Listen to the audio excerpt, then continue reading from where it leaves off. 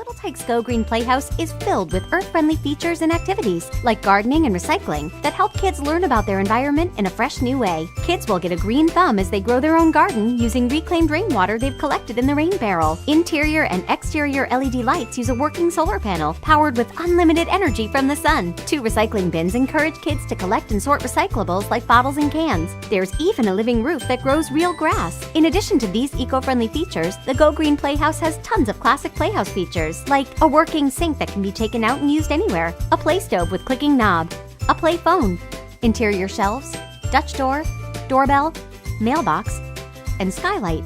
It even comes with an activity book for more ways to play.